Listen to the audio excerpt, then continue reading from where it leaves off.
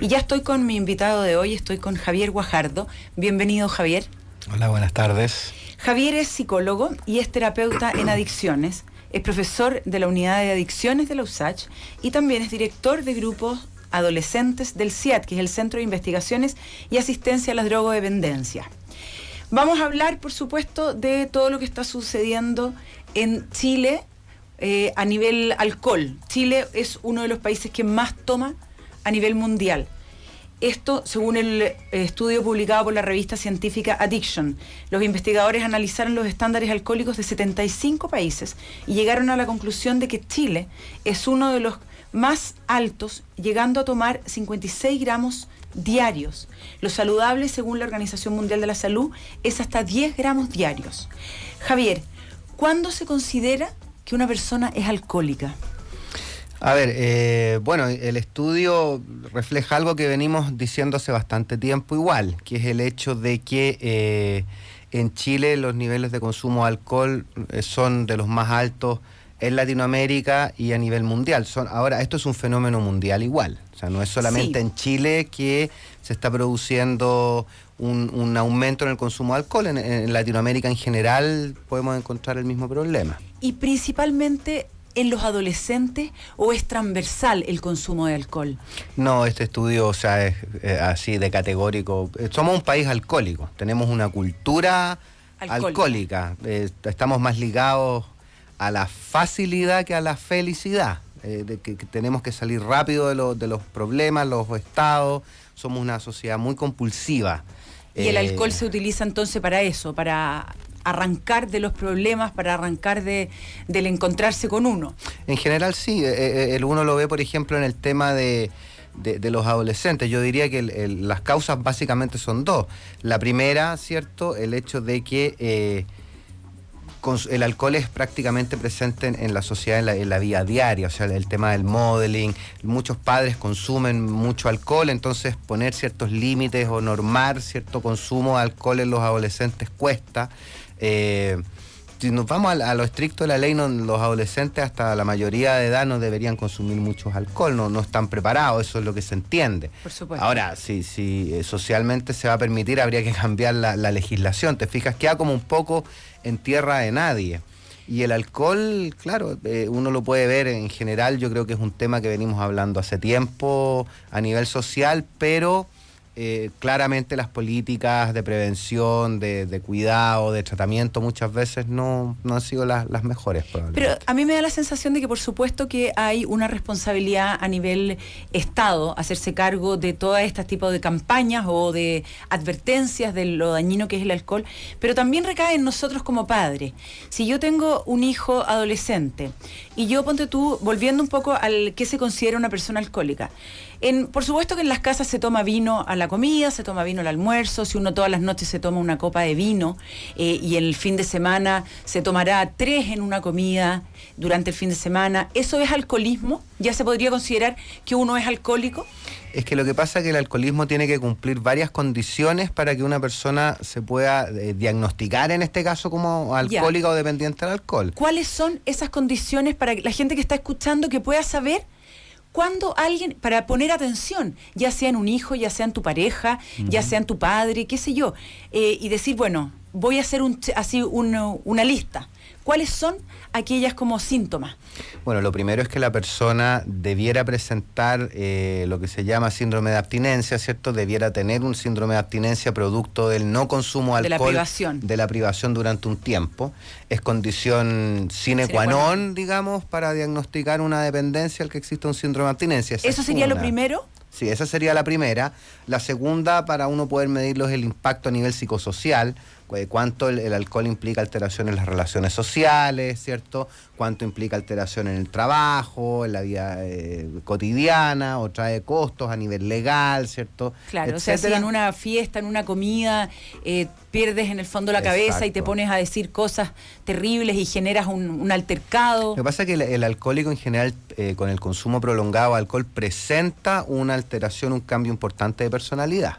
¿cierto? O sea, le cambia la personalidad producto del consumo de alcohol. O sea, se puede poner más violento en circunstancias que sin alcohol o normalmente no es una persona violenta, o más extrovertido si es más inhibido. O sea, el cambio de personalidad frecuente con el tema del alcohol también lo podríamos asociar a un alcoholismo. ¿Por qué el alcohólico normalmente ese cambio de personalidad se dirige hacia la violencia?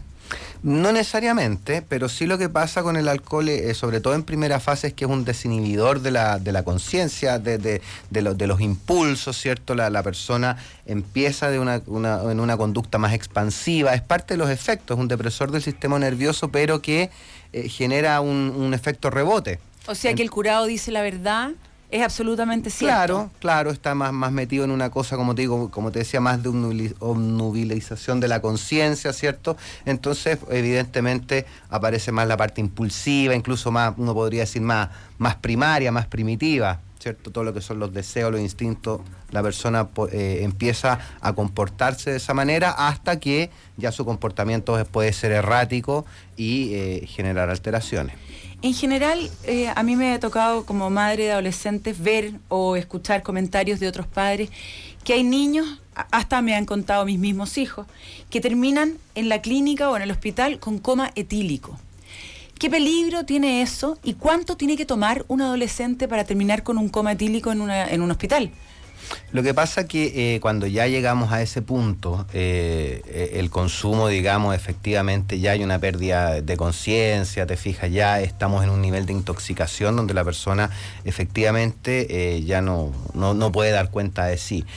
Pero para llegar a ese punto tienen que darse bastantes condiciones, ¿cierto? O sea, la primera es que exista una compulsión, un abuso prolongado y permanente del alcohol. O sea, eso no es casual, no es que un niño no tenga problemas de alcohol y de repente generó esta intoxicación. No, lo normal es que esto ha venido en ascenso, en forma compulsiva, han habido ciertos antecedentes antes, y la verdad que el alcoholismo es una patología que hay que tratar. ¿Y qué se hace en ese caso? ¿Qué se hace cuando una adolescente llega a su casa completamente borrado o no llega porque no sabe dónde está, porque no pudo dar la dirección de su casa o porque lo encontraron por ahí botado, arriesgándose, por supuesto, a todos los peligros de la noche? Mira, lo importante es no perder la calma. Como padres, no perder la calma, porque efectivamente las conductas, uno le puede dar mucha rabia en determinados momentos, pero las conductas agresivas o violentas te van a generar más dificultad. Entonces va a depender de la frecuencia. Te fijas, si en algún momento los chicos llegan borrachos a la casa, eso está dentro de lo que uno puede esperar como padre de un adolescente. Ahora, depende de la frecuencia, la intensidad, los costos, en cuyo momento, claro, hay que abordarlo directamente como un problema, ¿cierto? Porque el alcohol, la gran dificultad que tiene es la pérdida del control de impulso.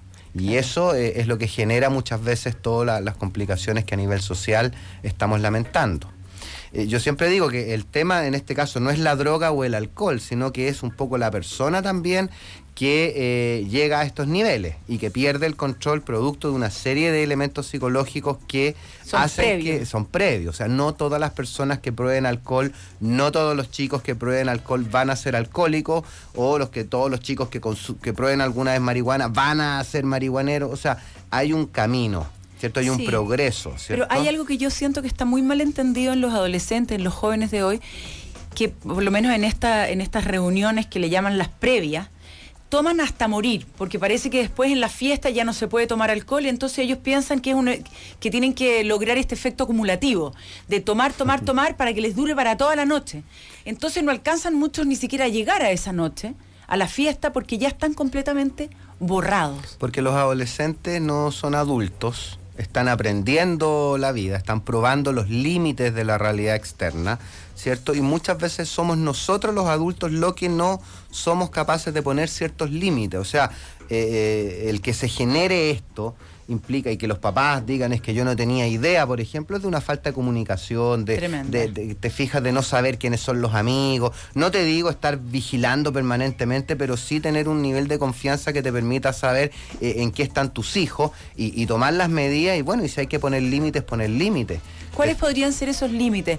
Hay padres que le dicen a sus hijos que cuando lleguen de alguna fiesta los despierten para saludarlos, para conversar con ellos, para saber en qué estado también vuelven sus hijos. A ver, claro, ¿Podría ser eso? Es una opción. Porque si los niños vuelven cuando uno está dormido y vuelven completamente borrachos, uno no se va a enterar hasta que ya la situación Pero pueda estar... es que tú vas poniendo límites no solo en eso, tienes que poner, es indirecto también, tú puedes poner límites en decir, bueno, si tú quieres salir, por ejemplo, tienes que tener buenas notas, si tú quieres salir, de repente tienes que tener ciertas actividades en conjunto con la familia, es muy importante la cohesión familiar, el nivel de vínculo familiar, aunque los adolescentes a veces se arrancan un poco, pero en determinados momentos tener ciertas actividades en conjunto, o sea, ir poniendo una estructura de vida también que implica que está incorporado a la familia.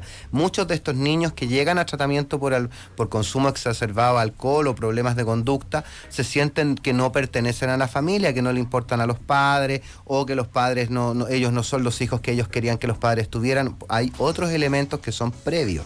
¿Te fijas? Entonces, ya si esos elementos están instaurados, claro, no se trata de ser policía con los hijos, pero sí hay que regular y poner límite y decir, oye, el límite es este, porque ellos no saben, tienen que aprender. Claro, sí, es verdad.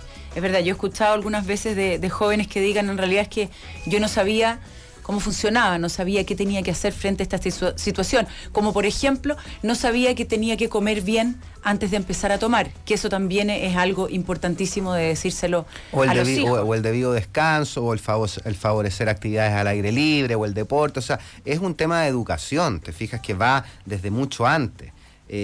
Yo creo mucho más en la prevención efectiva en estos términos que a veces en los mismos tratamientos, porque depende mucho también del contexto y de cuánto los padres están dispuestos a modificar las relaciones que tienen con sus hijos también. Sí, pero yo creo que igual, por supuesto que hay una gran cantidad de jóvenes y de adolescentes que tienen estos problemas a lo mejor de cohesión familiar, de que no se sienten tan queridos y arrancan a través del alcohol, pero también el alcohol ahora se ha instaurado en los jóvenes como una especie de choreza. Como quién es el más bacán, quién es el que más se cura, quién es el que más tiene personalidad con la chica. Entonces, a veces pueden tener una familia súper bien constituida, pueden ser excelentes alumnos, pueden tener relaciones sociales fantásticas, pero existe como algo que está mal entendido con el tema del alcohol. Es que ahí hay dos puntos, o sea, te insisto en el tema de los límites, o sea, podemos tener muy buena relación. Es como que a los padres nos cuesta de repente ponerle límites efectivos a nuestros hijos. O sea, tenemos miedo a que se enojen, a que sea peor, a que salgan igual, que nos desafíen. Y empezamos a perder una credibilidad como padres, como protectores, como cuidadores en cierto punto. ¿Te fijas? Entonces ahí yo creo que es importante por una parte el tema de los límites. Otro, el tema, ¿cierto?, de la confianza, la educación, ¿cierto?, la comunicación que nosotros vamos teniendo con ellos. Tenemos que parar un segundito, vamos a escuchar una canción, pero seguimos hablando de alcoholismo en jóvenes, en adolescentes, de drogadicción. Escuchamos a la canción Oh Baby de Siouxsie and the Banshees. Escuchábamos Siouxsie and the Banshees y estoy con Javier Guajardo, que es psicólogo y terapeuta en adicciones, profesor de la unidad de adicciones de la USACH y director de grupos adolescentes de la CIAT, que es el Centro de Investigación y Asistencia a los Drogodependencia.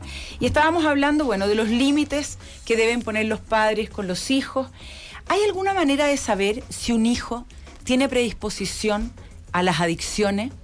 Mira, antes yo quiero un poquito, si puedo, profundizar en el tema de los límites. Sí. El tema de los límites es importante hacerlo de manera adecuada, hacerlo de manera asertiva. Los límites tienden a generar rechazo. A nadie le gusta que le ponga el límite o le diga tú no puedes hacer eso. Eso a todos nos molesta, digamos.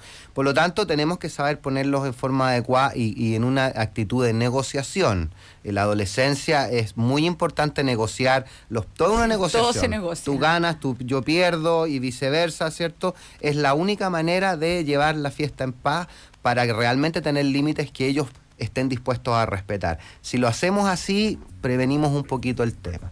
Ahora, el tema de la predisposición, efectivamente hay estudios que advierten cierta disposición a nivel genética, hereditaria en el tema del alcohol, y, básicamente en el tema del alcohol. O sea, si hay algún familiar alcohólico, uno debe estar muy atento. No ponerse paranoico con el tema, pero sí hay disposiciones, sobre todo si hay un abuelo, un tío, hay familias que tienen el contexto. Por eso te decía, somos una cultura etílica, es muy fácil desarrollar alcoholismo en un país y en una sociedad como la nuestra. Pero no todos desarrollan el alcoholismo, o sea, el alcohol es legal y así como hay algunos que tienen a lo mejor esta predisposición, este factor X o como se llame, hay muchos que no lo van a desarrollar por mucho que tomen, llega un momento que empiezan a tomar agua, que paran, pero sí hay un porcentaje de la población en que las va a desarrollar.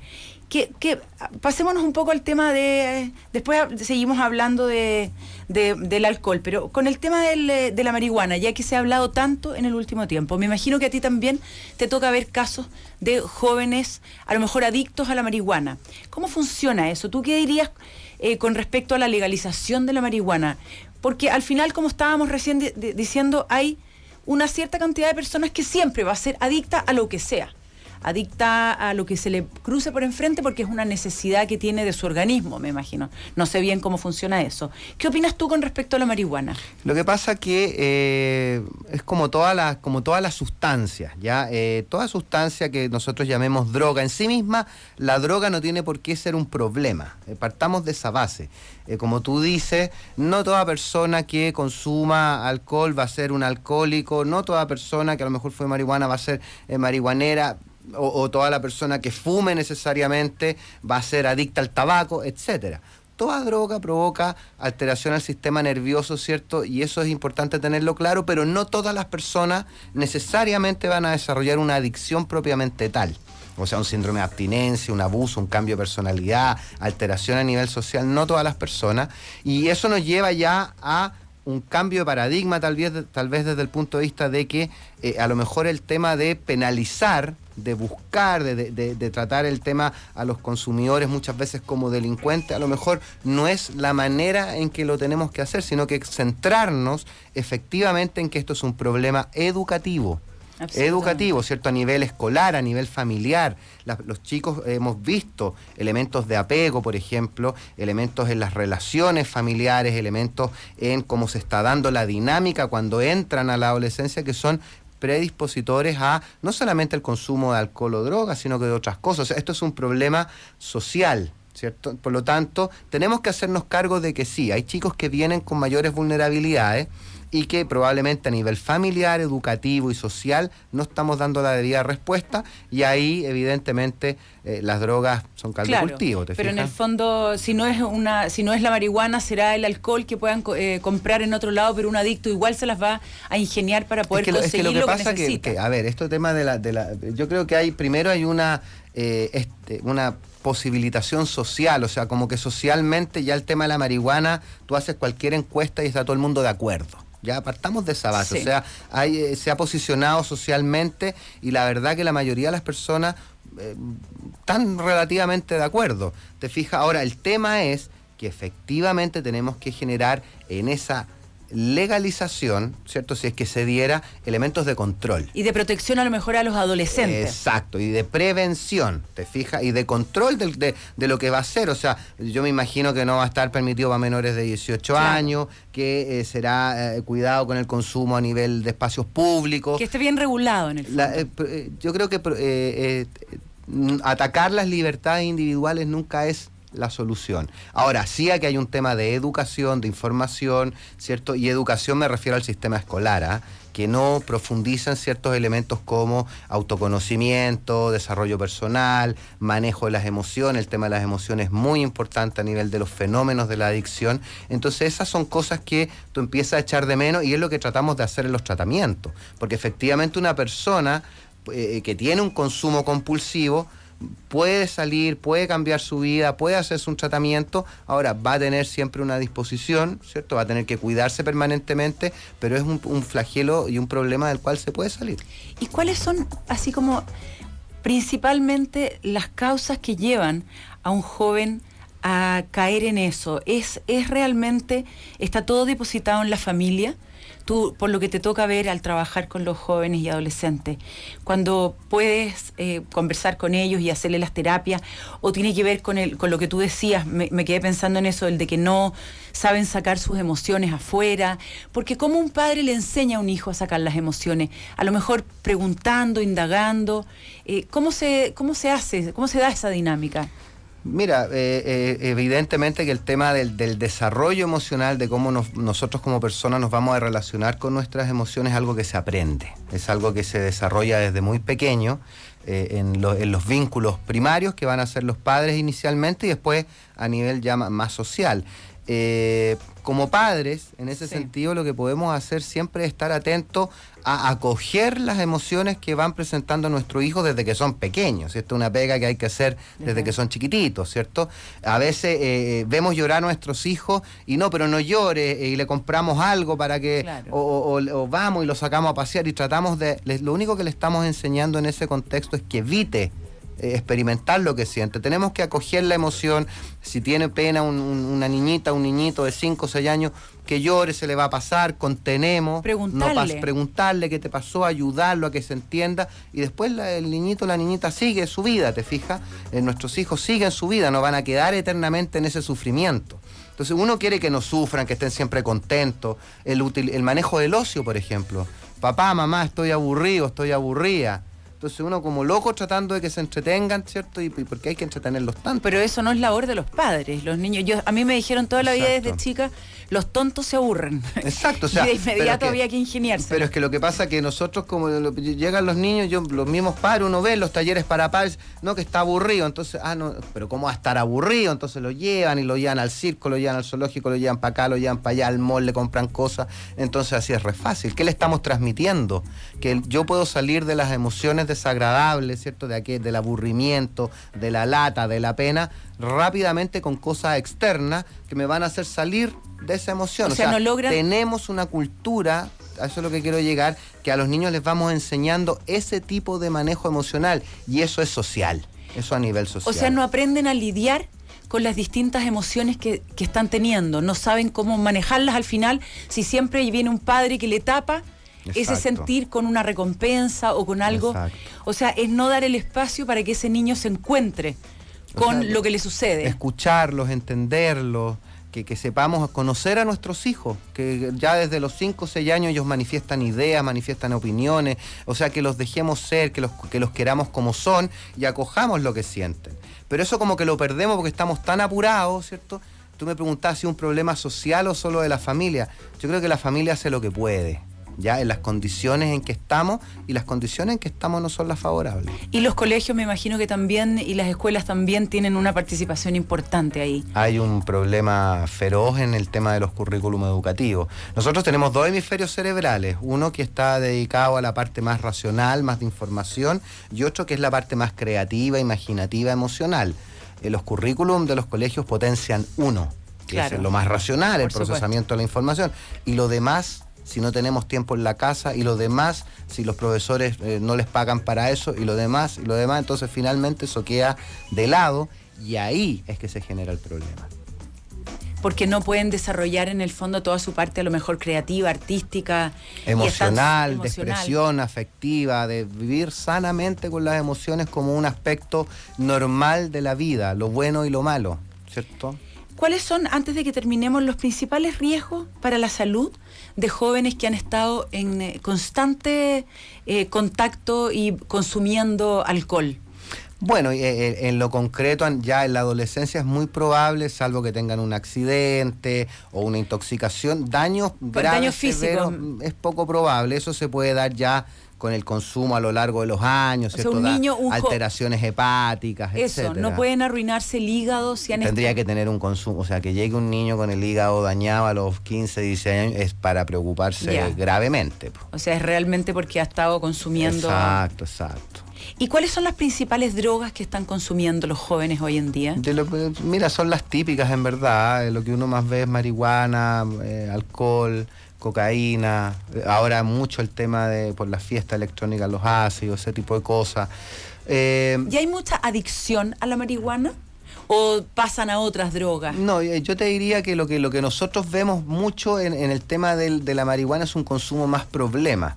Es problemático por ciertas alteraciones que produce a nivel de mayor irritabilidad, síndrome amotivacional. Aquí lo que hay que entender es que todo en exceso es malo. Sí, por supuesto. ¿Te fijas? Entonces, claro, si el chico se fuma un pito de marihuana cada 2 meses o de repente y no depende y tiene buenas relaciones familiares y buenas notas, no es problema, pero si fuma todos los días y el día que no fuma no tiene ganas de nada y anda irritable y tiene problemas con todo el mundo, entonces sí tenemos que poner atención como padres. Y como padres a veces somos medios negadores, nos cuesta mucho ver la verdad. Absolutamente.